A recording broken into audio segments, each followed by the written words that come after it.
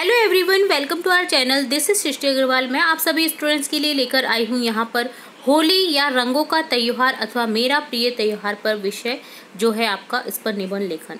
आपको या तो मिल सकता है मेरा प्रिय त्योहार, आप उसमें भी होली का जो त्योहार है उसे लिख सकते हैं, या फिर अगर आपको होली का त्योहार पर निबंध लेखन लिखना हो तो उसमें भी ये जो त्योहार मैं बताने जा रही हूँ, ये जो निबंध लेखन है, आप वहाँ पर भी इसे लिख सकते हैं। बहुत इजी लैंग्वेज में देखेंगे, पॉइंट्स पे डिवाइड करते हुए देखेंगे, ताकि आपको बहुत अच्छे से लर्न हो जाए इसी वीडियो में पूरा निबंध लेखन।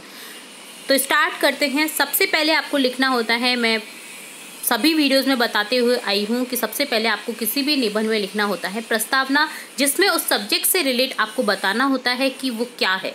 ठीक है, उसके बारे में आपको कुछ जानकारी लिखनी होती है। तो यहाँ पर लिखेंगे, भारत में बहुत से त्योहार मनाए जाते हैं। हिंदुओं के त्योहारों में रक्षाबंधन, दशहरा, दीपावली और होली प्रमुख हैं। त्योहारों के रूप में गिने जाते हैं ये जो सभी त्योहार हैं, ये जो प्रमुख त्योहार के रूप में गिने जाते हैं। इन त्योहारों में होली भी एक प्रमुख त्योहार है, जिसे रंगों का त्योहार भी कहते हैं। विशिष्ट त्योहार, ठीक है, इस त्योहार के बारे में लिखेंगे। फाल्गुन मास की पूर्णिमा को होली का त्योहार मनाया जाता है। इससे पहले माघ मास की पूर्णिमा को होली का रोपण किया जाता है, अतः यह एक विशिष्ट त्योहार है। मनाने का तरीका क्या है? इस अवसर पर नए पके हुए अन्न को होली की अग्नि में भूनकर आपस में वितरित किया जाता है। आप जैसा कि देख पाते होंगे, आसपास में जब भी होली का दहन होता है तो जो चने होते हैं या फिर जो गेहूं की बालियां होती हैं, उन्हें सेका जाता है उस अग्नि में और घर में ला कर के उन्हें खाया जाता है, जो कि बहुत टेस्टी लगते हैं। तो आपने ये सब अपनी डेली लाइफ में देखा होगा।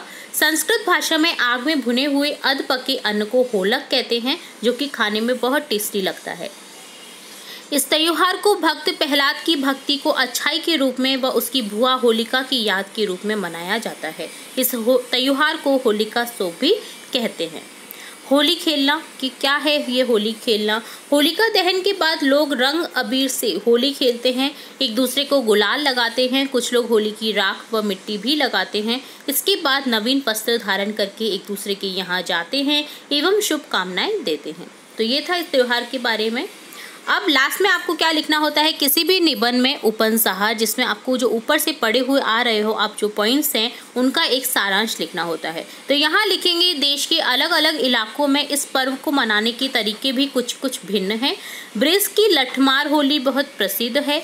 यह रंगों का मन भावन त्योहार बहुत ही मेल मिलाप वाला है। तो इस तरह से बहुत ही ईजी लैंग्वेज में हमने ये त्योहार का जो निबंध लेखन है वो देखा है। उम्मीद है आप सभी को समझ आया होगा।